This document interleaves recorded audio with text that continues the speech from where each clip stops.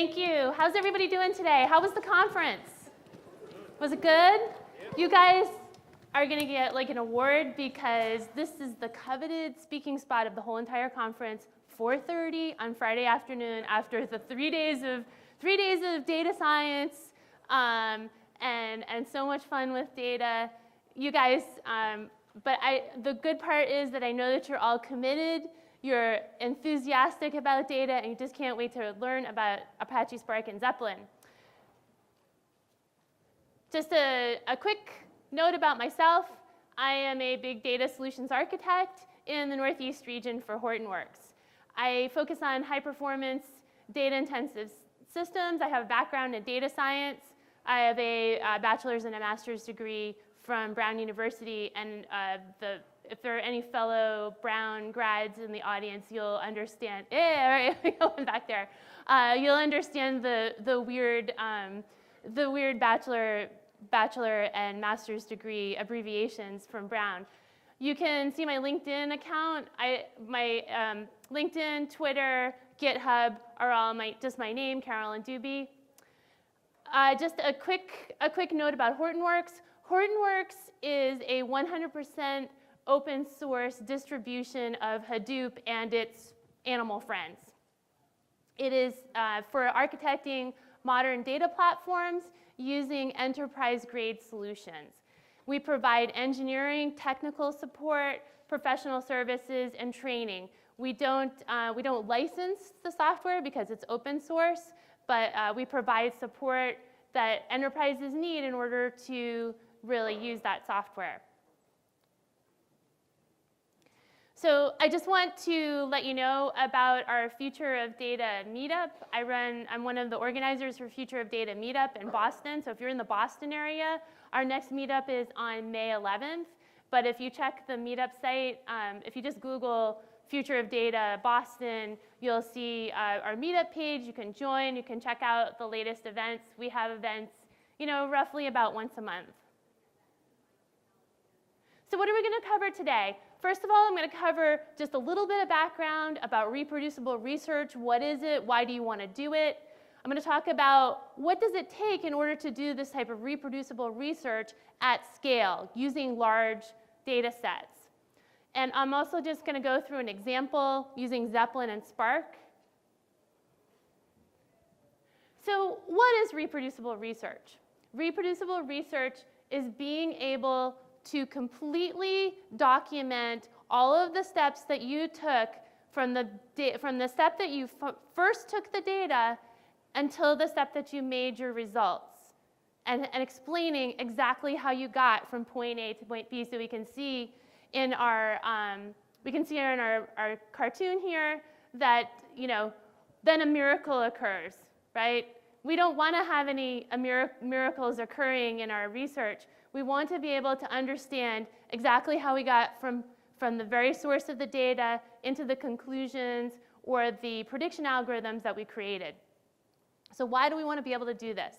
We want to be able to do this so that we can reproduce our results, so we can either reproduce them ourselves with the same set of data, or we can replicate them on a different set of data. And this is the gold standard for research.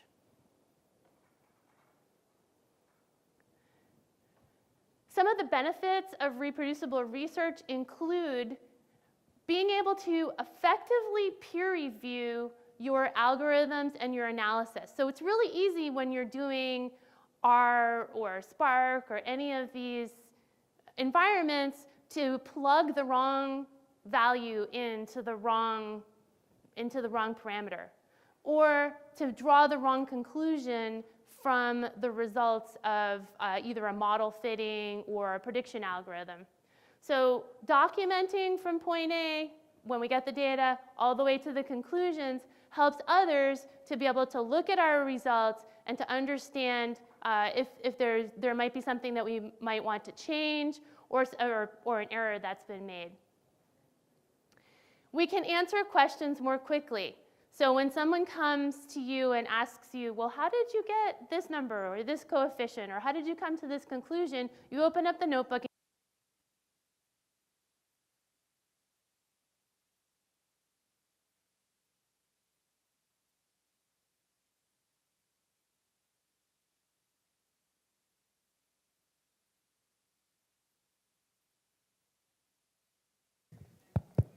I know I'm pretty loud. I probably don't need the microphone after all. Ooh, that's really loud. Okay, so if we want to take our experiments or our analysis, we want to be able to apply it to other problems. So we have similar problems that we want to apply the same methods to. If we understand exactly how we got there, and we have the notebook, we can change the inputs, change the data, and then do the same type of experiment. The benefit of this reproducible research is having increased quality for our research, having high quality, because it's kind of a problem. Recently, if you look in the news, there have been a number of different incidents where research has been published and it just hasn't been correct. And that's, it's kind of embarrassing for your organization, or it could be potentially harmful if you're making assumptions or you're making procedures that are going to be something that's going to be life-threatening. Also, reproducible research increases the respect for your results. So when other researchers and other people within your organization can go in and see exactly how you got to your conclusions, they have new respect and they understand how you did it, and it's going to be to lead to a higher view of your research within the community. So this is not just for scientists, this is for folks in business as well.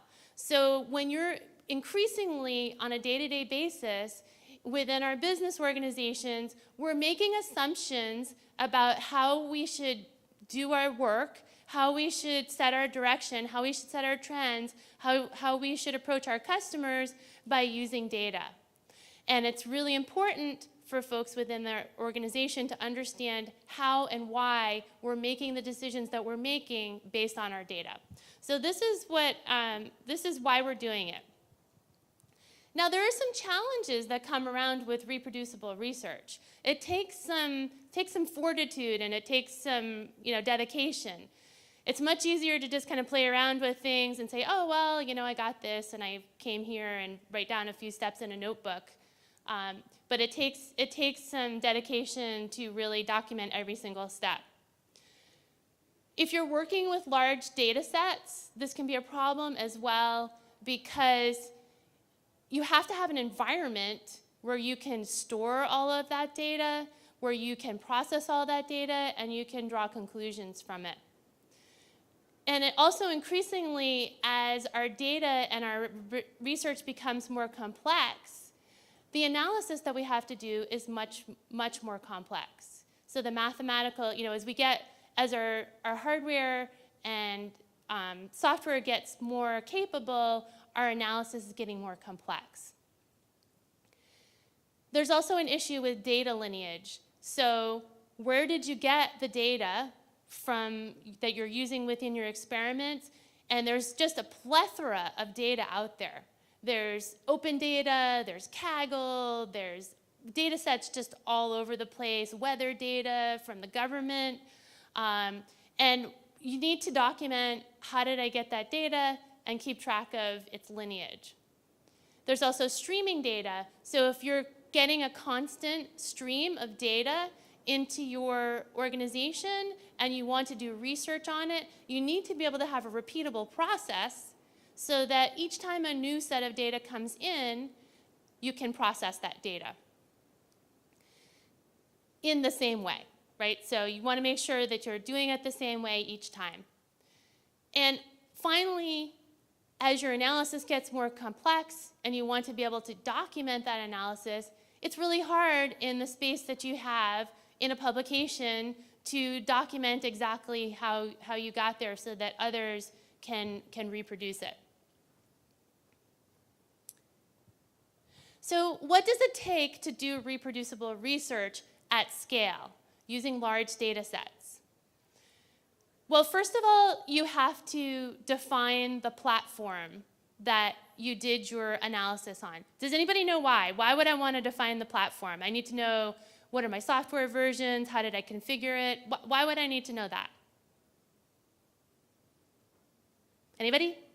So they can try and reproduce it without a variant. Right, so if I'm going to reproduce it, I have to have all the software versions installed to reproduce it. And furthermore, if something goes wrong with your software installation, if a computer dies, or there's a refresh that goes on and you lose your software configuration, you're not going to be able to reproduce that analysis unless you have all of the information about the software versions that you had installed.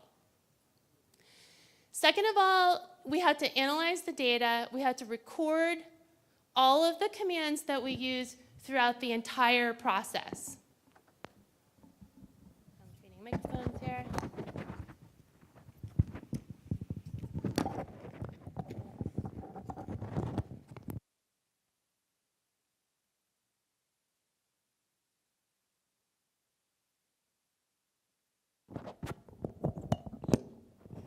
Okay, how's that? Better? Okay, good. So there are a lot of steps that come with our data analysis. So first we have to acquire the data. We have to get it from wherever we're getting it. We have to clean the data.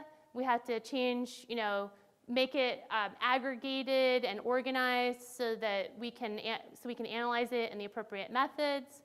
Then we have to analyze it to make some conclusions. So maybe we'll use machine learning algorithms or model fitting, linear models. We have to be able to store intermediate results. So once we've cleaned the data, we need to be able to store it in some sort of common store or some sort of common format so that we don't have to keep running those same programs over and over again. We have to version control our notebooks because we all know when we do analysis, it doesn't always stay the same. So we need to be able to version control it so that we understand if we make a change to the way that we analyze the data, we understand what the change was and how that might have affected the outcomes.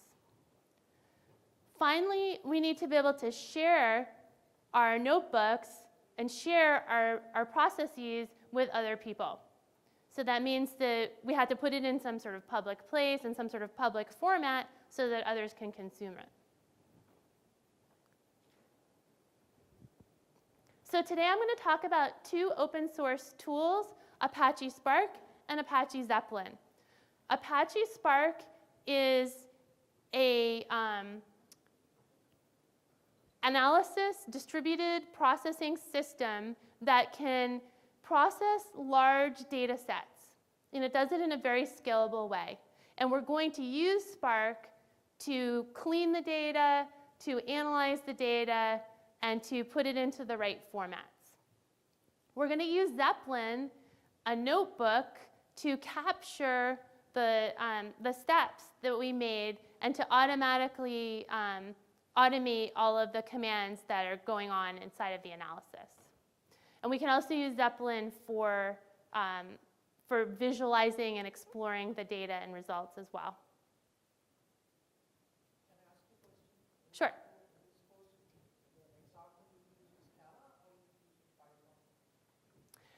That's a good question. So I'm going to show you mostly Scala, but I do have just a couple of slides on Python and R. But you can use Scala, Python, or R within your notebooks.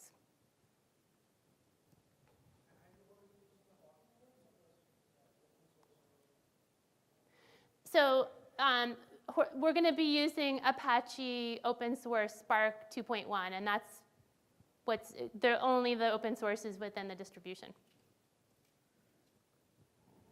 So Apache Spark is a distributed processing platform. It's going to be effectively crunching large sets of data.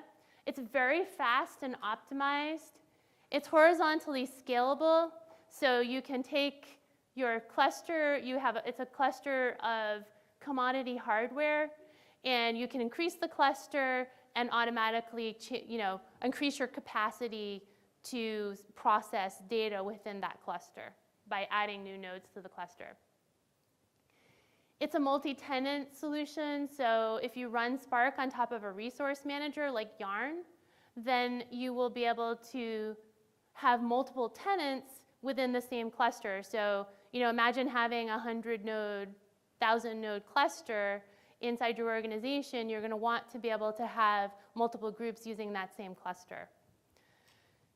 It's also a fault-tolerant solution. So you might come up with your own solutions for running distributed processing. Maybe you break up the data, maybe you run a bunch of scripts on it, but it's not, it's easy when everything works fine, but when, when a node has to be restarted and a process, or something happens with a process, it dies, you need to have something that will restart any processes or any distributed computations that haven't completed. And so as your problem with your data gets larger, this becomes more and more of a problem. So Spark does that for you. It's fault tolerant. If something happens when it breaks up the data and starts computing it, it will restart the process and it will retry it automatically.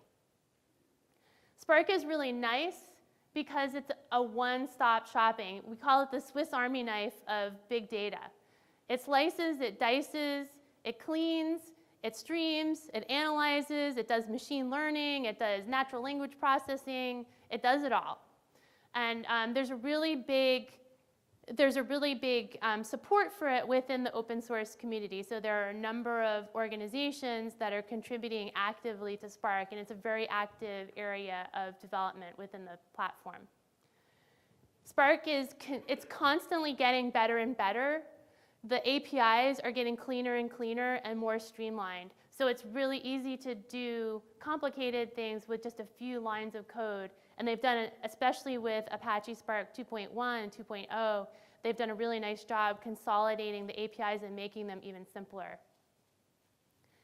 Spark has many different data source connectors. So if anybody's ever done any work with big data, how many people have done big data? Okay, so quite a few people have been involved in big data.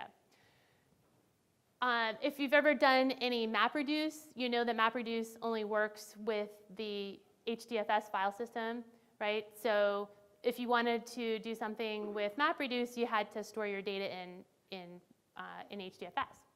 But Spark has many different connectors that connect you to different types of storage mechanisms. So you can store them in HDFS, you can store them in S3, you can store them in Cassandra, Hive, Phoenix, all these different connectors. And once you've read the data from the different data sources and you have it inside of the data frames or the data sets in Spark, then it's almost exactly the same to process it and it doesn't really matter where it came from. So it's a very powerful system. Here's the general 4 categories of libraries that you have within Spark. There's an SQL library that you can register temporary tables. You can do SQL over it. You can access Hive. There's MLlib, which is machine learning. There's GraphX and now GraphFrames, which are for graph processing algorithms. And then there's also a streaming library. So you can do streaming how many people have ever done a streaming application? Yeah, not as many. It's just coming into more vogue lately. But basically, a streaming application will run on top of Kafka. So Kafka is a broker that will be constantly ingesting messages into the cluster.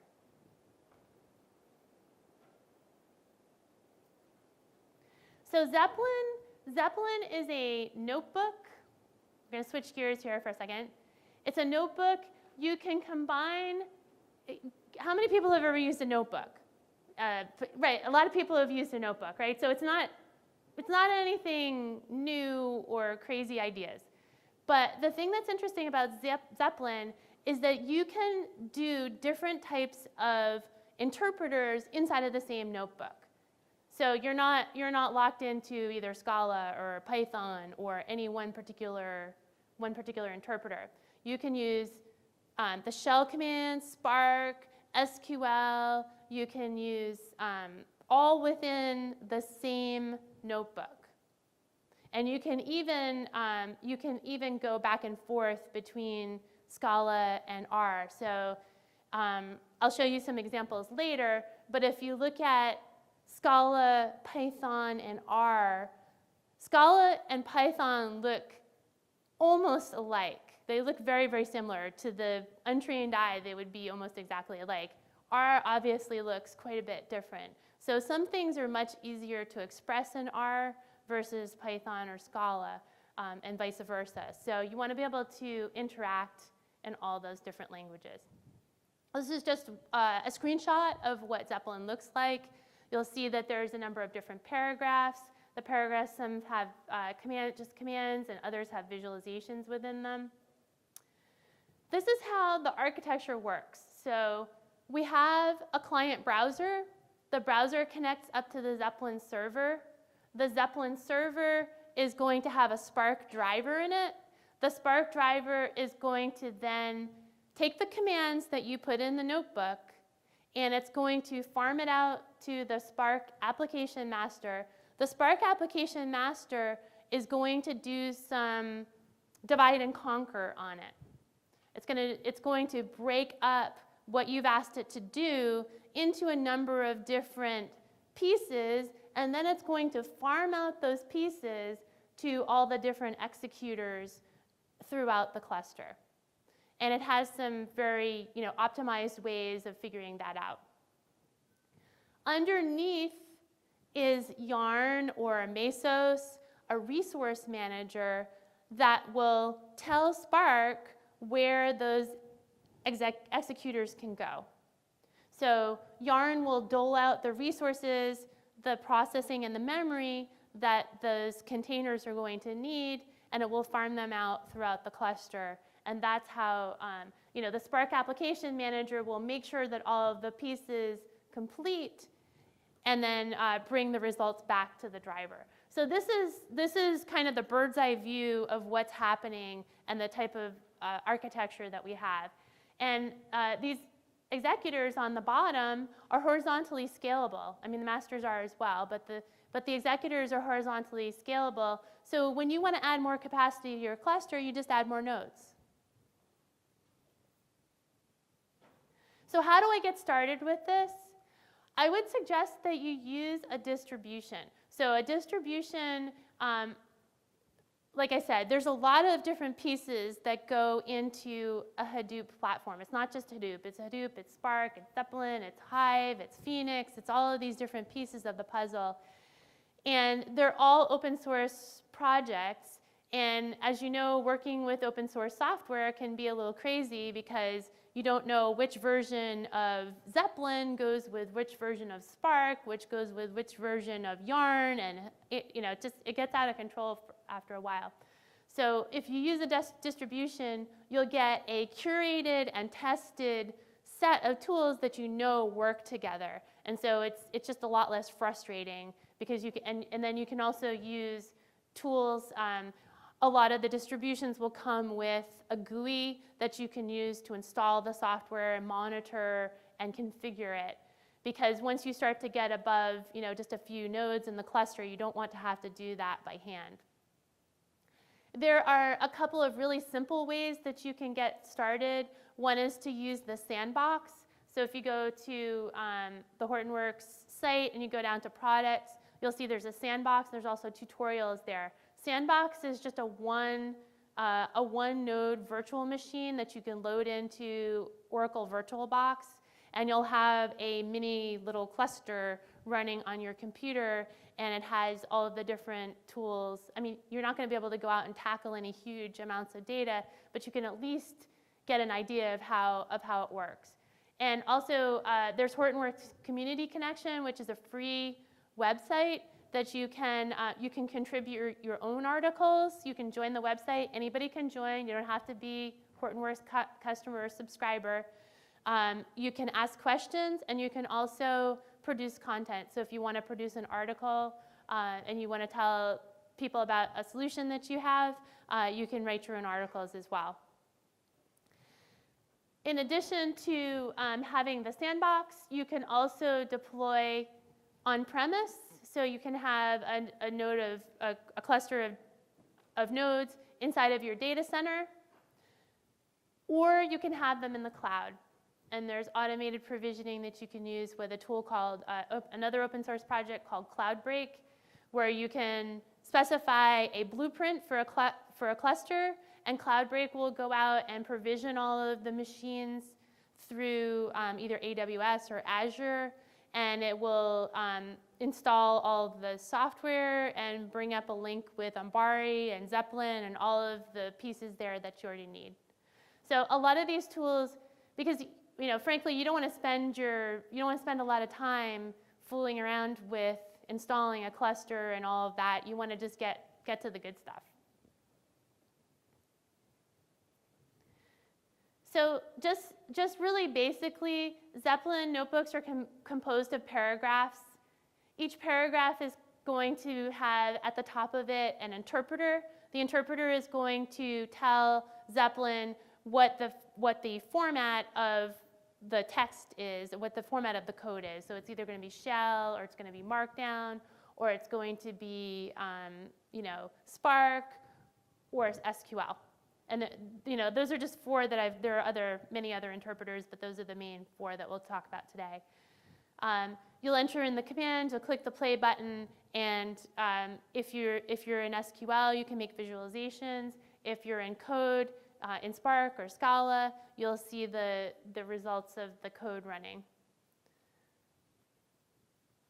So right now, this is pretty much very similar to a lot of notebooks that you'll see, with the exception that you have the interpreter cookie at the top that tells you which interpreter to use. At the top, you'll see the creating and opening a note. So you can just go to that menu. You can either access an existing note, or you can create your own using the menu item with the plus in front of it. That will give you a space to work with. So if we look on the left-hand side, we'll see the Markdown interpreter. And there are two different ways that you can format a paragraph inside of the Zeppelin notebook. So you can either show the code that produced that result, or you can just show the result. So a lot of times when you're entering Markdown into the notebook, you don't really want to look at the Markdown because it's duplicating what's shown in the result. So usually you'll just hide the editor in that case. As opposed to in the bottom, you'll see the shell. The shell interpreters, you actually probably want to see the shell commands that you ran to produce those results. There are a number of different menus that you have. Very basically at the top middle, you have the menus that are controlling the entire notebook. So the play button at the top will run all of the paragraphs in the notebook. The top right menu is where you would use your configuration, and you would set up your user. You can log in, log out. And on the right-hand side, you'll see the toolbar. Each paragraph has its own toolbar, so you can run an individual paragraph and do other things with it. This is just an example of Markdown. Again, probably very, very similar to other tools that you've used before. I'm not going to go over this in a lot of detail. You can create headers, you can make links. There's an example of a block quote. And here's showing and hiding the editor. Is that the one that looks like a flower? So let's dive into the example. I went to Kaggle. How many people have been to Kaggle, done Kaggle competitions? Yeah. So Kaggle is a data science competition site, but they also have a lot of different data sets that you can download there as well. I just went over to Kaggle. I was looking for just some data to run in my notebook that was not tiny, kind of medium-sized. And this one caught my eye because it had some interesting opportunities for time series data and maybe for prediction. and also it had been downloaded quite a few times. So I'd seen that people had actually worked with it before. From a high level, here's what our data science pipeline would look like. We start over on the left-hand side. We got the data from Kaggle. We're going to use a web interface to download the data. We're going to acquire the data. We're going to get that in a raw CSV form. So it comes in a CSV form. We're going to read it into Spark. We're going to clean it up. And then we're going to create a clean copy in ORC format. And ORC format is just a standard format. It's optimized row columnar format. And it's just a good format for if you want to share it with other people, or if you want to reuse it, you want it to make Hive tables. You could also use Parquet. You could also put it back in a CSV file as well. Again, Spark can handle all of those different types of formats. So whatever you feel most comfortable with. Once you have that ORC format, then you're going to be able to explore it and analyze the data.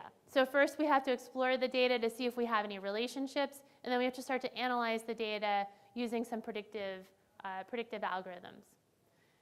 In between the acquisition and getting the clean copy, I've put the acquired data and the clean copy into a common store. I used a cloud S3 storage on AWS, but you could use any common store that you have available. So why did I keep a copy of the raw data?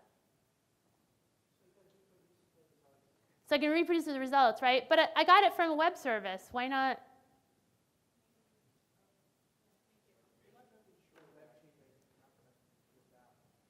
So data goes away, right? Data goes away, the website goes down. They change the link to it. They change whether it's protected or unprotected. A lot can change with data that you got from the web. So if this data is important for your research and important for you to understand how to get from point A to point B, then you need to keep a copy of it for yourself. So why want to keep a copy of the raw data? Isn't that wasteful? Why not just keep the cleaned one?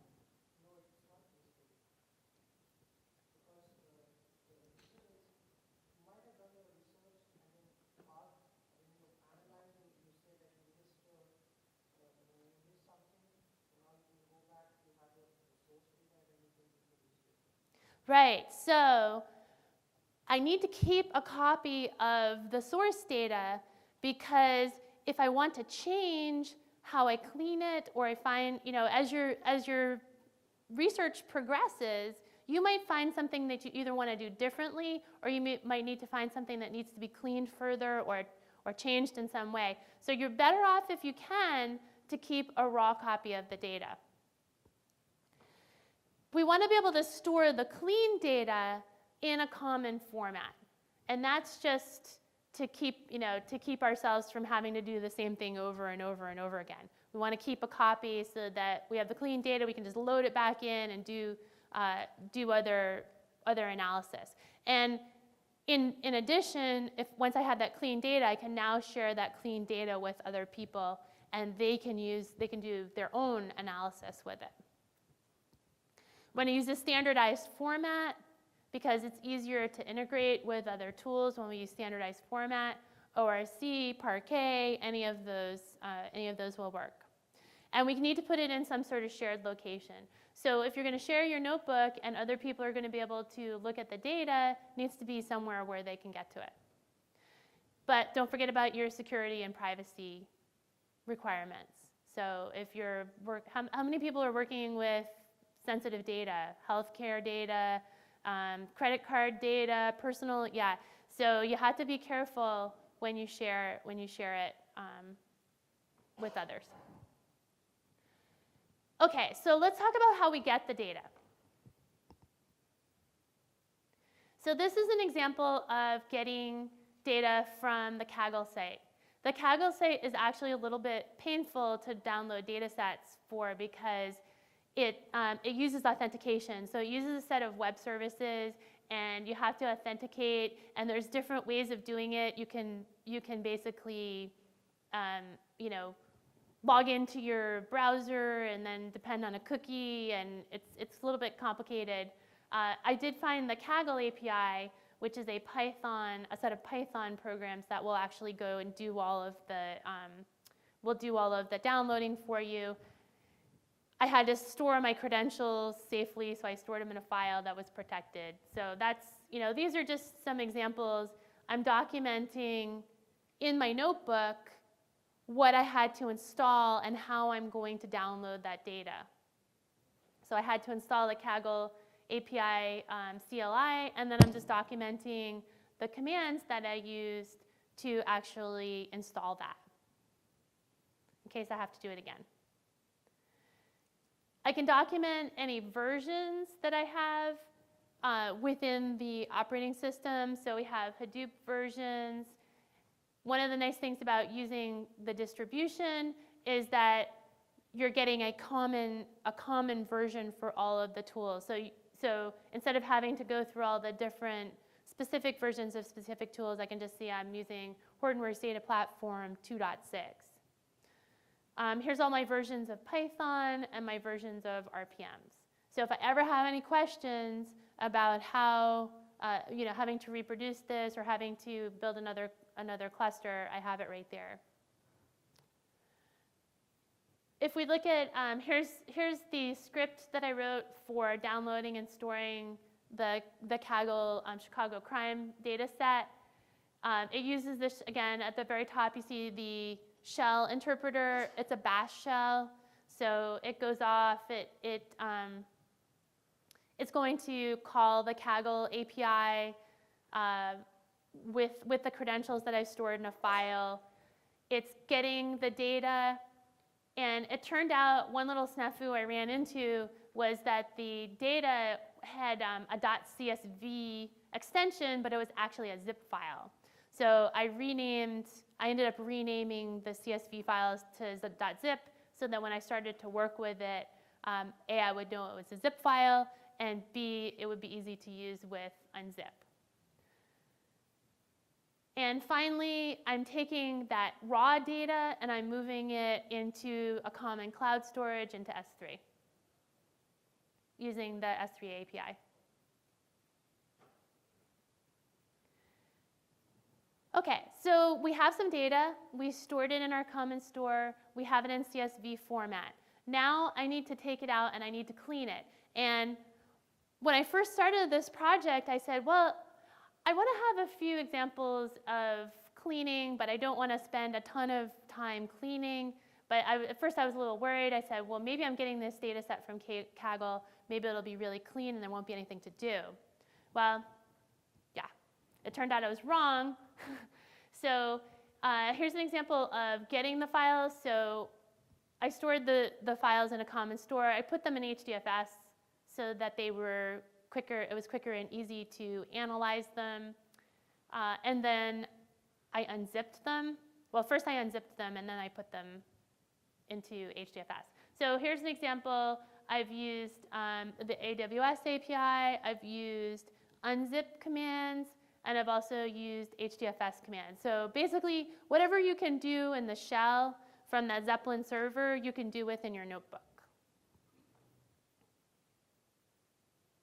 Okay, so let's switch gears here. We've got the CSV files. They're in HDFS. We're now ready to pick them up with Spark, and we're ready to start cleaning them. So if you notice at the top, on the paragraph, we've got the spark2.spark interpreter. So % sign and then the name of the interpreter. So the first thing that I'm doing is I'm reading those files that I had in S3, and I'm reading them out of HDFS. I'm sorry, I put them in HDFS. I'm reading them out of HDFS, putting them into Spark. And Spark has this nice API that you can use to read different types of format. So we'll see from the different examples, they all follow a very, very tight convention. So there's Spark.read, maybe there's some options, and then there's a format. So it's either going to be .csv, it's going to be .orc or Parquet, and then inside of the format function is the actual path to the files. And so that path, it's unqualified, and unqualified will go to HDFS. If I look at the Scala code, I can see that when I read the CSV files, they had spaces. So when the CSV interpreter reads the files, it will create a data frame. And the data frame will have columns that have the same names as comes from the header in the CSV. So this CSV actually had spaces in the names of the columns, which is a bit problematic. So I went through this next section here is actually just going through and just changing the schema so that there's no spaces in the names of the columns in there. And then I had this weird column name _C0, which just came in because the CSV had no name for that column. It was just comma, and there was nothing in the name. So can anybody make any conclusions about the data that's coming in, the types of the data? Something I noticed right away when it inferred the schema. So it reads the CSV, and then it looks at a few lines within the CSV, and it infers a schema from it. What do you notice that's weird about it? Can you guys see this? Is it too small?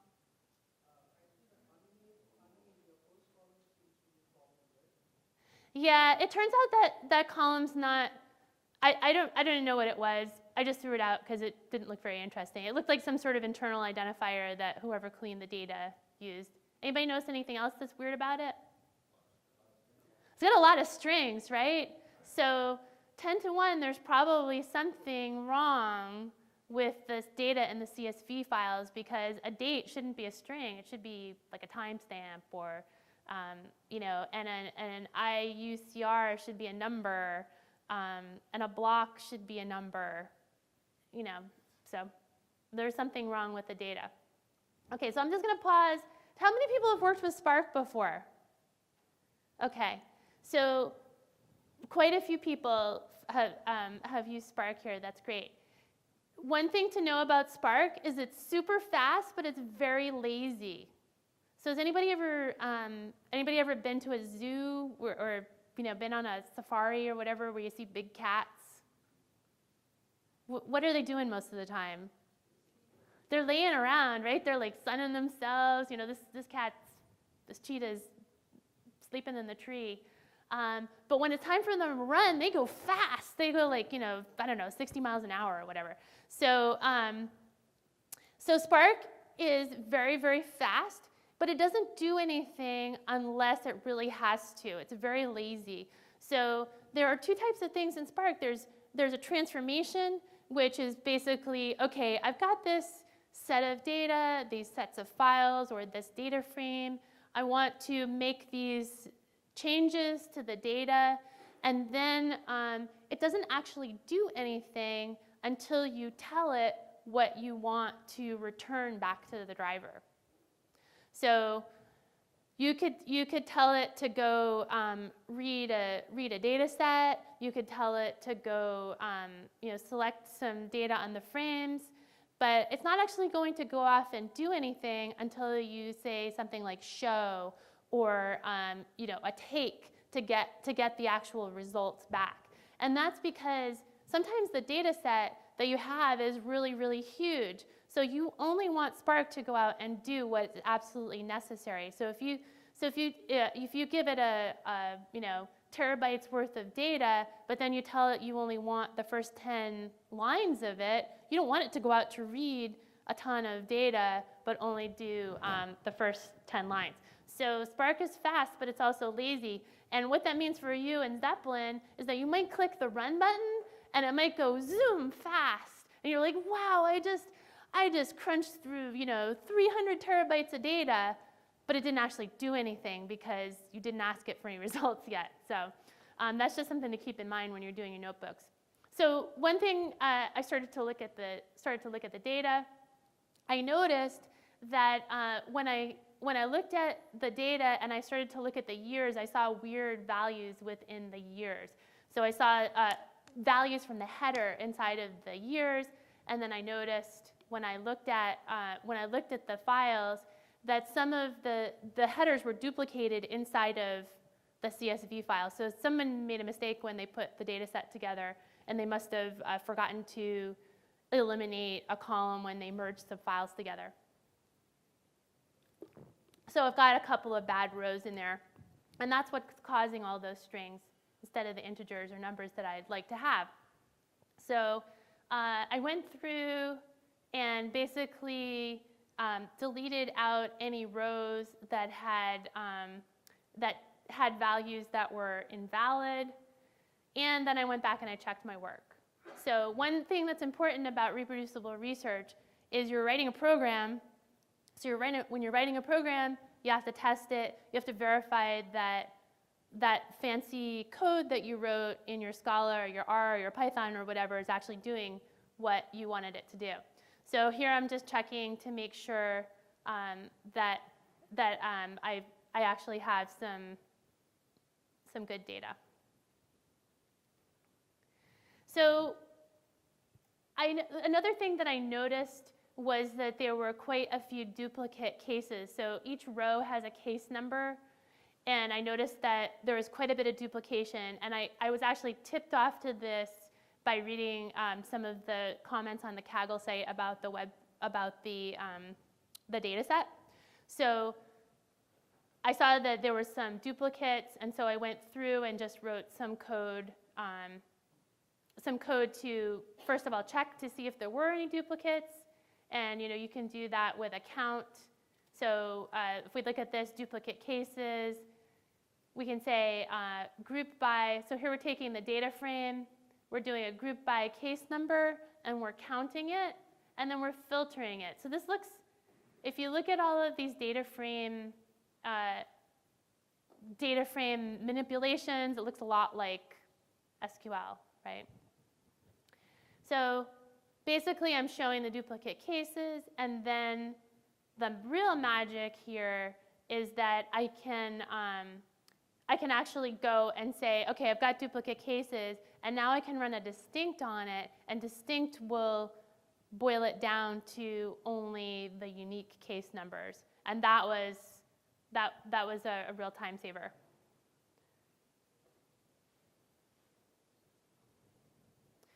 Okay, so now my data set's pretty clean. If I tried to do this number here, the select, and I tried to change the types, I would run into some issues because originally the data set had bad values because of those duplicate columns. So now that I've cleaned it, I can go through and I can do that select, and I can change the types of the columns. And then finally at the bottom, those with columns are going to add new columns that I can use in my exploration just to make it a little bit easier.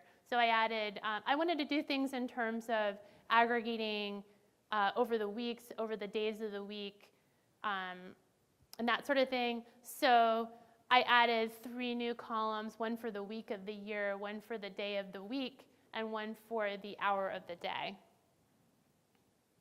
Just to make it, and that's just to make it easier. Finally, I have my cleaned data frame. So now I can go off and I can create what's called a temp table. So I can do this create or replace temp view. And that is going to create a table that I can then use to query in SQL. And finally, I'm writing out the cleaned data frame in ORC format. So looking at the writing code, it looks a lot like the reading code. We're going to do Spark, which is the session, and then we're going to say write it, and then we're going to tell it which format and what mode to use, whether I want to overwrite it or just not overwrite it if it's already there. Okay, so the cleaning is over. As any other exercise in data science, the cleaning is always the hardest part. So let's look at exploration. So we stored the data in ORC. We're now going into S3. We're getting the data out using a read. We're then going to register a table, a temp table, Chicago crime. And I just did a show on it, just, and so when you show it in the Spark interpreter, it doesn't look very nice. It looks, it's just an ASCII text, and it's too long for it doesn't look very nice. So let's do something that looks nicer. So let's say we want to know, is crime going up or is crime going down in Chicago? So we take our temporary table, Chicago crime. We're going to do an SQL query on it. We're going to aggregate by year, and then we're going to only show years, only the full years that we have for the data set. So 2017 is not even halfway over yet. So the graphs look funny if the crime goes vroom way down.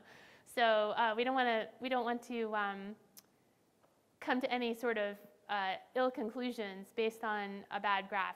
So we're going to do a select statement, the SQL, that's going to return a result.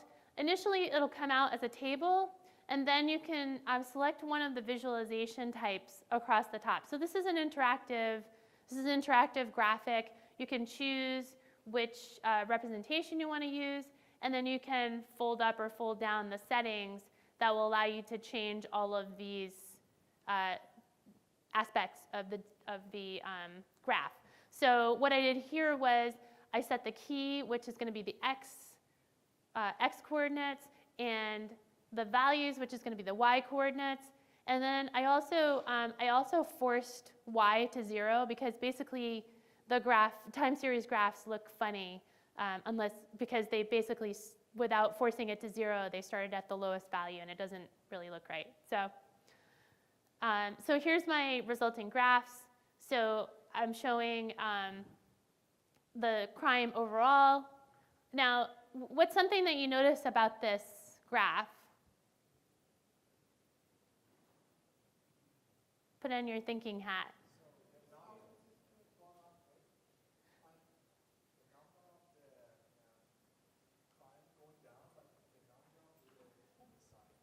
Yeah, so crime overall is going down, but homicides, it looks like it's taking a pretty steep curve. What else do you notice? What about the graph on the left? What do you notice about the graph on the left?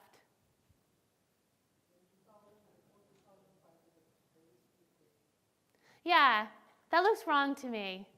Unless something really good happened in 2004. I don't know the answer, but I'm thinking there were some irregularities in that year, in duplicates in the data set. So I think that's something that I would like to go back and check with the source. Yes?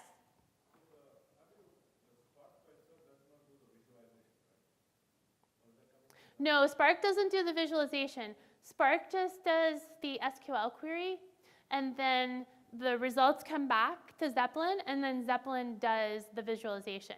So one thing that's important to recognize, when you're doing visualizations, Zeppelin will only take a subset of the results. So if you do a query that returns you millions of rows, Zeppelin is only going to try and visualize a certain percentage of that. Otherwise, your Zeppelin notebook would come crashing down very quickly.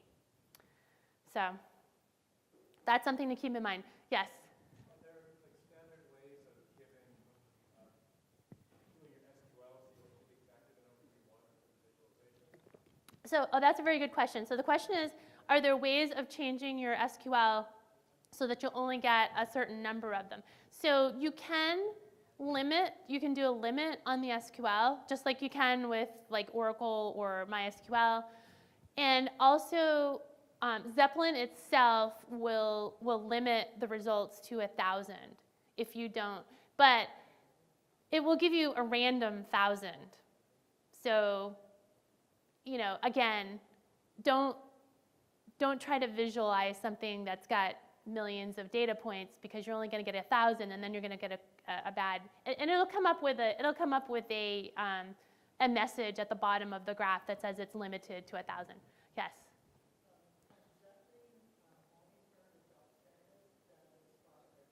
Yeah, that's a really good question. So the question is, can we monitor the progress of the job?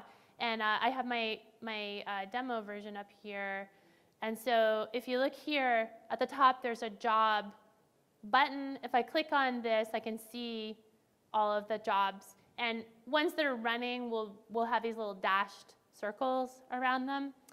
And also, I can exit out of a notebook in my browser, and then I can come back to it, and it'll still, you'll still be able to see where it's running. So you'll see at the bottom, like if I go to, let's say, this notebook, and I was to run this, I would see a progress bar at the bottom of it. So yeah, you can definitely tell what's going on. Yes.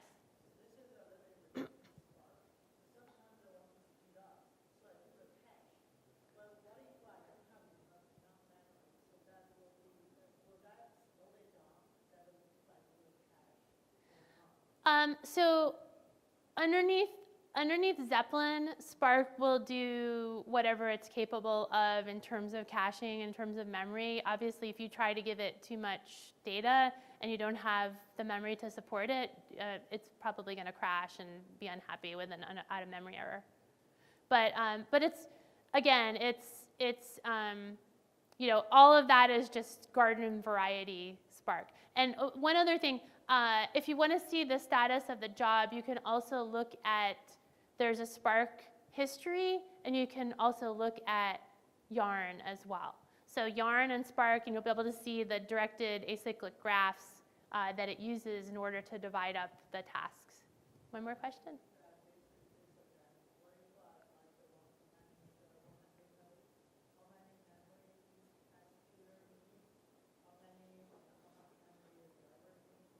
So, yes. So the question is, can you configure the Spark job in terms of, and you can do that in the interpreters. So if I go here, and I go to the interpreters, and I look at, I want to go here. If you go to the Spark, let's go to the Spark 2. Spark 2, you can see, I don't know if you can, if maybe it's too small, but there's the Spark executor memory, the max cores. There's not like every parameter that you could possibly tune in Spark. There's a lot of Spark jobs, but enough to get around. Question. One more question, and then I'm gonna so I can make sure that I finish up on time.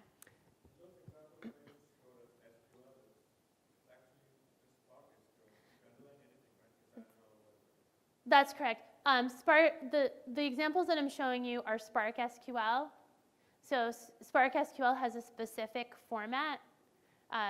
Cassandra has its own specific format. It actually says CQL.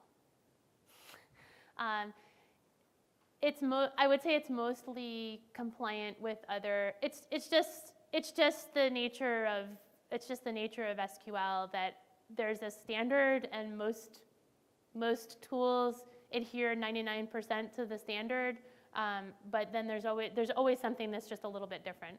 But it's, for the most part, the simple queries are the same. Yes?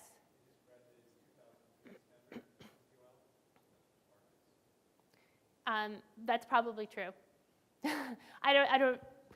Again, I kind of take that stuff with a grain of salt, because I just really go in, I make sure, I go to the documentation, and I make sure that the commands that I want are there, and that they work. Okay, so here's a table.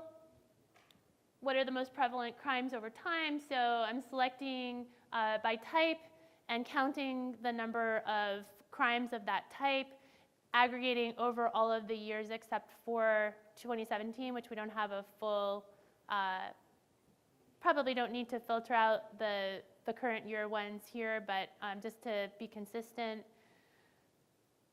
doing an order by descending. So that's how I tell the most prevalent crime types. And I could put a limit in here, like let's say I wanted to know the top 5, I just put a limit 5 at the end. Here's some other examples of visualizations that I can do. On the left-hand side, I have a bar chart. So I took the top 3 crimes and see how they break out over the years.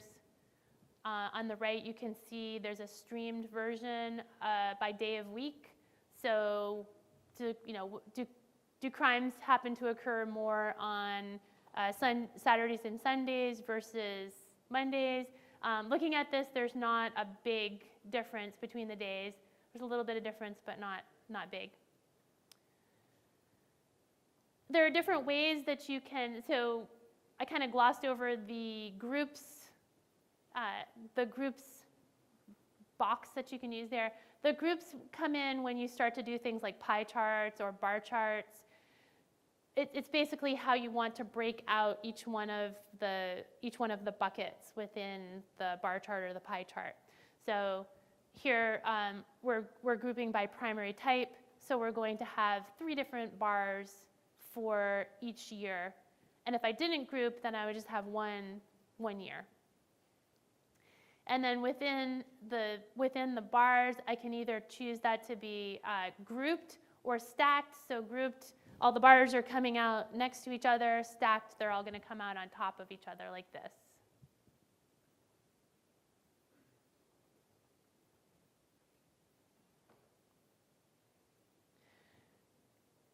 And if you hover over any of the points inside of these visualizations, you can see the actual values. So that's a very nice feature.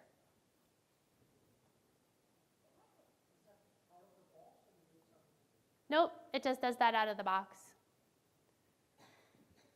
And the exciting pie chart, similar. There are other interpreters that you can use for plotting, which I haven't shown here. In the latest version, in the 0.7.0, you can use the matplotlib with PySpark. So if you're a Python person, you can use matplotlib. You can also use Angular. And my colleague Dan Zaratsian wrote an article on Hortonworks Community Connection that shows how to use Angular to make these really nice maps and how to do inputs and stuff like that. It's a really cool article. Okay, so we've cleaned the data, we've explored the data, now we want to start to analyze it. I'm just going to show you a little bit. I'm just going to check the time, make sure I'm not getting too, nope, we're doing good. So I picked a Poisson linear regression for the data because it's basically a time series predicting what's going to happen, what will the level of crime be on a particular day in the future.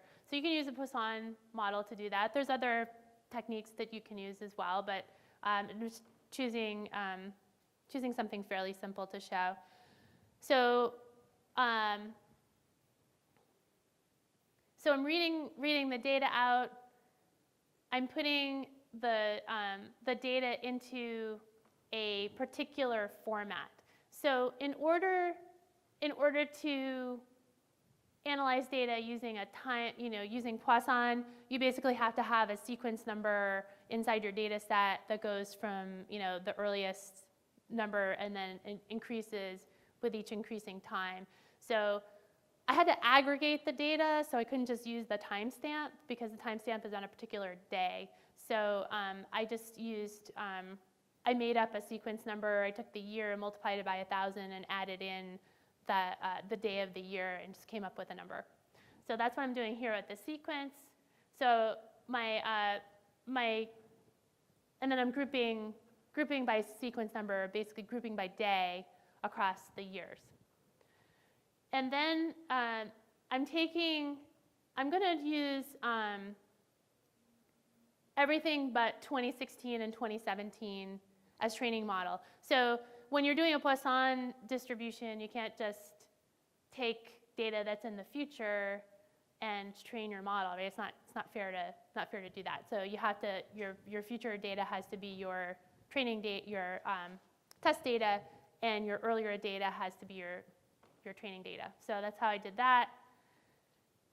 And when I'm going to, so here's what it looks like. Originally, we had a whole bunch of data: case number, report time, block, blah blah blah, and I'm really boiling that down to just the sequence number, the year, so that I can easily aggregate it, and the count. I'm sorry, so I can filter it. The sequence number, the year, so I can filter it, and the count of the numbers of crimes for that day. So you can see on the left-hand side, the sequence, year, and count is what I have. And then what I have to do is I have to put it into this common format, because all of the machine learning and the prediction models in Spark work on a common format. And the common format is that there's one column that's called label, and then there's another column called features, and the features column is a vector. And that's the standard format that all of the different machine learning models take. So I took, so that's all this line right here is doing. It's taking the training data, and then it's putting it into the right format, and it's using vector assembler. And vector assembler is part of the machine learning model pipeline, and I'll talk about that in just a second. So I have my data. I've created this generalized linear regression, and then I just fit it. And all of the different algorithms fall into this common pattern. So you create the algorithm that you want to use, and then you fit it with that training data in the standard format. So of course, it's kind of anticlimactic when you get to the end, because that's it, right? I just fit the model, and now I'm printing out the summary of it so that I can basically evaluate the model, and then I would be able to predict using the model as well. So all of these notebooks, by the way, are up on my GitHub. So if you go to my GitHub site and you go to the OSDC project, you can see the notebooks. And if you have the sandbox, then you can import them, and you'll still see the results. You probably won't be able to actually run the notebooks because the data set is too big. You'll need a bigger cluster to run it, but you can at least take a look at the notebooks and the results. Sorry? It's Carolyn Duby. So we'll talk in general about model pipelines. So Spark has a rather new notion, it's only been around for a few releases, of model pipelines. And what it is it's an easy way to put together all of the different steps that you need in order to fit and evaluate a model. So you'll take the training data, and then you'll feed it through a chain of transformers. The transformers are going to take the original data. They're going to then do changes or make modifications to that data. So you might want to scale it. You might want to limit it. You might want to impute some data if you're missing data. So any of those things you can do in transformers. The estimator is going to fit the model or the machine learning algorithm, and then that will create a pipeline model. And the pipeline model is what you can then use to plug in your test data, and then you can start to make predictions out of it.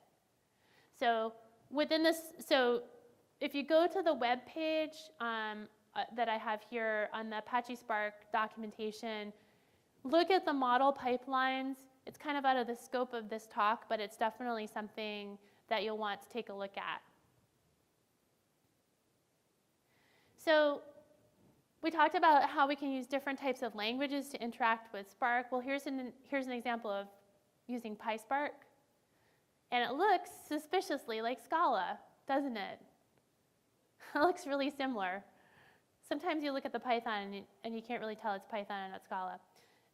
The R, however, looks pretty different. So here's an example of R. If you download the sandbox, also you can look on Hortonworks Gallery. If you just Google Hortonworks Zeppelin Gallery, you can go, there's an interactive site where you can click on each one of and you can see example notebooks as well. And again, this is all on the slides, on SlideShare, on my LinkedIn account. So just go to my LinkedIn account. Again, it's Carolyn Duby, LinkedIn/Carolyn Duby, and then you can see the SlideShare. Yes? You can't run multiple interpreters in the same notebook, right? Yeah, you can run multiple interpreters in the same notebook. So let's take a look.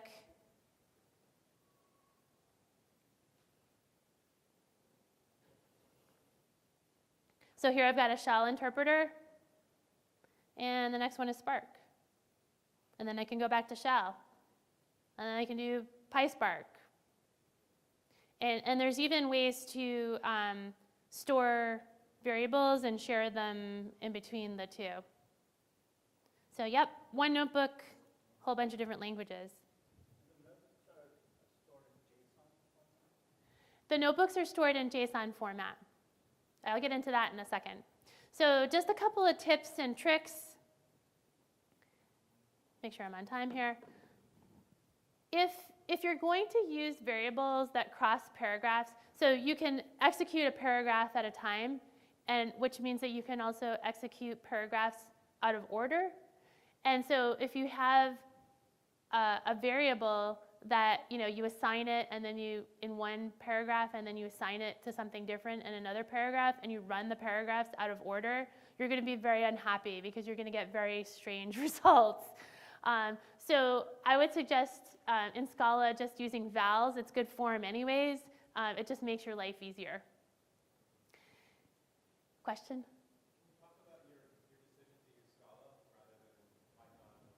That's a very good question. Scala is the language that Spark is written in. So if you want to use the newest, latest, greatest features of Spark, it's best to use Scala. And it's also the most efficient as well.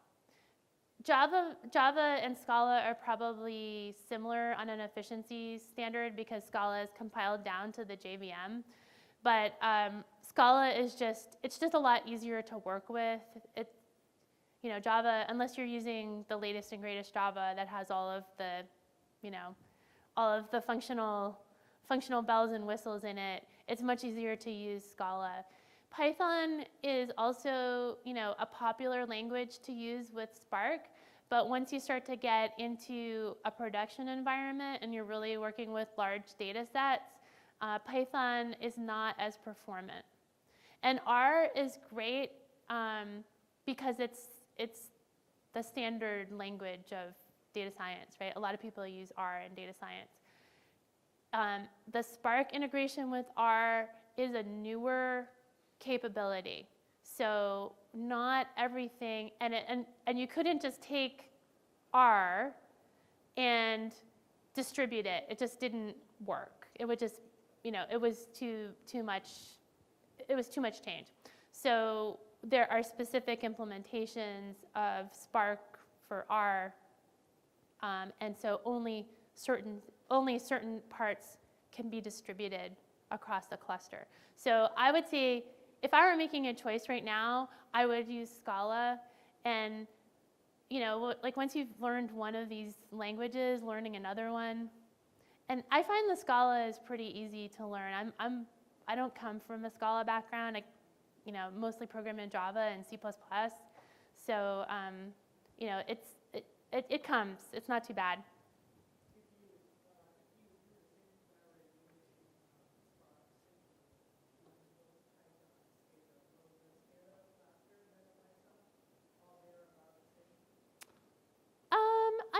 really sure. I'd have to try it out to see, because when you're doing so the question was, I'm sorry, I'll repeat the question in case you didn't hear it. The question was, if I do an SQL query in Scala versus Python, is it faster to do it in Scala versus Python? And I'm not really sure, because I think once it gets compiled down to its execution because what happens is the SQL is compiled into an optimized format, and then it's like a database. So it creates a query plan, and then it executes the query plan. So I'm not sure what happens, from A to B. So I'm not really sure, but I'm guessing it's going to be pretty equivalent. Question.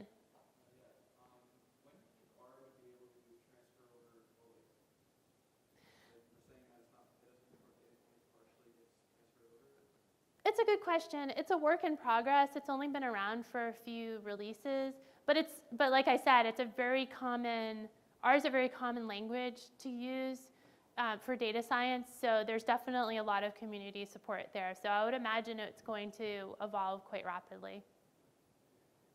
I'm gonna just keep going. I will stay after. If anybody has any other questions, I'll be very happy to answer them. I just want to make sure I get through what I was supposed to get through here. Okay, so breaking up big notebooks. Obviously, if you have giant notebooks, you don't want to put them all in one, break them up. And always verify your notebook by running all the paragraphs. So if you run your paragraphs out of order, they might execute one way one time and one way another time. So you want to make sure that you always, after you make changes, always run all the paragraphs. Make sure that your notebook is good. Sharing notebooks. So there are different options for sharing notebooks. So once we've cleaned, analyzed, come up with results, how do we share them? You can simply share the link to the notebook, and someone else can put it into their browser, and they can open up the notebook, assuming that they have access to your Zeppelin server, and they have a login for the Zeppelin server. So the Zeppelin server has an authentication mechanism. So the user needs to be authenticated, and they need to have permission to see the notebook. In terms of other ways of sharing notebooks, you can export a JSON file. You can put it in something like GitHub or S3, and other people can take that notebook and they can import both the results and the code, so they can see what happened when it ran, and they can also pick up that notebook and then start working with it themselves. And then there's another website which is kind of like GitHub. It's Zeppelin Hub, and they have a free option where small teams can share their Zeppelin notebooks, and there's a integration piece where you integrate it on your Zeppelin server. It'll automatically push your Zeppelin notebooks up to a Zeppelin hub, and then from there you can choose who you want to share it with. So it's an interesting. They have free versions. They also have paid versions for larger teams. Yes?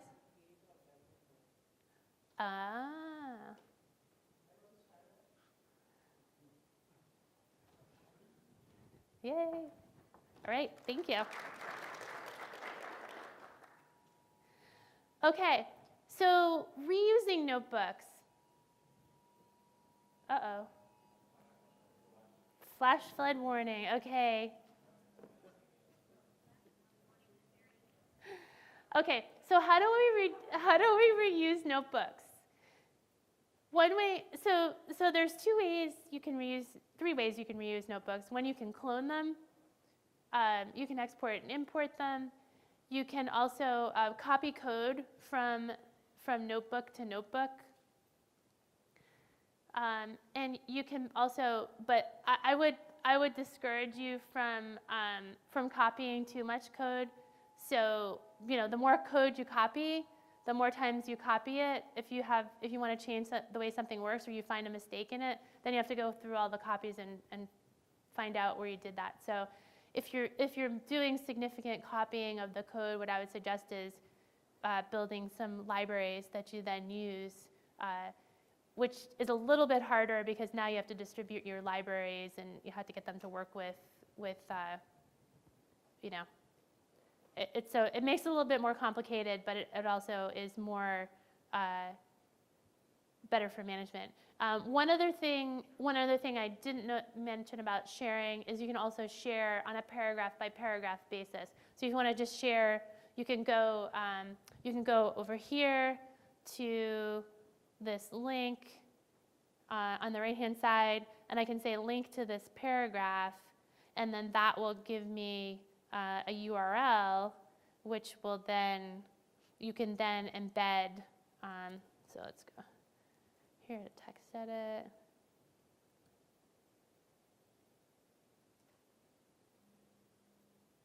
It's gonna, I didn't pick the right thing, but basically it'll come up with a link,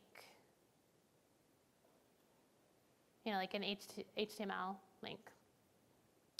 Okay, enough of that. Versioning notebooks. It's very important to keep track of the versions of your notebooks. So if you make a change to a notebook, you want to make sure that you save a checkpoint of it so that if you mess it up, you can go back to the checkpointed version. I mean, how many times have you written something and then you've made some changes and you wished you hadn't done it, but you didn't save a copy? Yeah. So versioning is very important. You want to be able to go back to a previously known version, and you want to be able to compare, okay, I have version 1 and version 2. What exactly did I do between 1 and 2? So we want to have that in a versioning system. The main way that you would version with Zeppelin is by using the GitHub integration. So you can create a GitHub. Zeppelin will actually create the GitHub site for you. Not GitHub, I'm sorry. A Git repository. So this is just a snapshot of Embari, which is a management tool that you would use to manage the configuration of your cluster. So you can go into the Zeppelin settings, and you can set the notebook, oh boy, it's getting late. Okay, you can change the storage, the Zeppelin notebook storage, to be this class name, Git notebook repo. And what that will do is it will create, if you don't already have a Git repository, it will create the Git repository on the server, and then it will enable you to go into your note, and you can pull down the versioning menu. You can type in a little comment, you can hit commit, and then it will save your working version into the Git repo. How many people have used Git? It's pretty common among data scientists. So then the nice thing is, if I want to go back to a previous version, I can just pull down the list of versions, I can select a version, and then that will change the view to that previous version. And then if I want to go back to the head, I can just select head. If I go onto the server, if I go to the directory where the notebooks are stored, I can see the Git repo. And if you want to use any of the Git commands, you can use it on the Git repo. But you have to have access to the server. Okay. It is just about, it's 5:59. Wow, am I good or what?